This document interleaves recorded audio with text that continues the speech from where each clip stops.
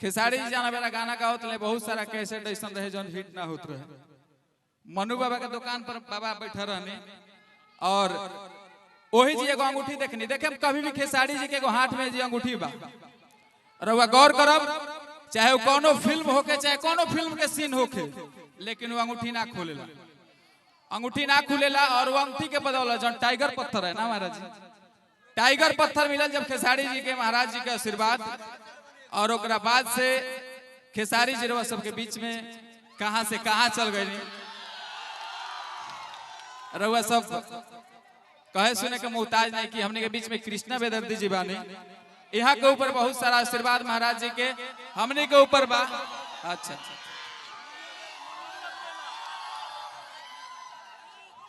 चलिए अभी के दौर में एगो बहुत बढ़िया गाना बजता। हाँ कमर खेसारी जैसा नाचे वाला मुँह खेसारी स्टाइल में मोनुअल बेला भाई बहुत बढ़िया। तो हम महाराज जी के बारे में बताओ रहनी और तू शब्द महाराज जी तनी बोल दी आशीर्वाद दे दी। सारा कलाकार लोग के ऊपर आशीर्वाद बा हमरो गोड़ टूट गई रहा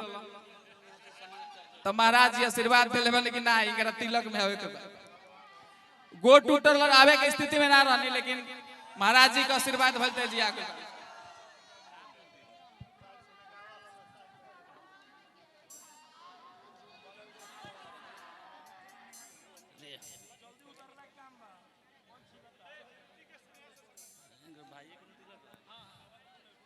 नेहा के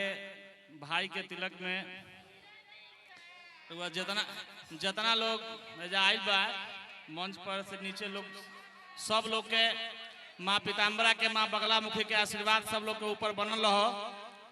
माई सबके कल्याण करस जितना लोग आयल बा और एक बार सब लोग तनी एक बार हाथ उठा के बोली था हर हर महादेव शंभो। चलिए महाराज जी का आशीर्वाद मिला सब लोग के।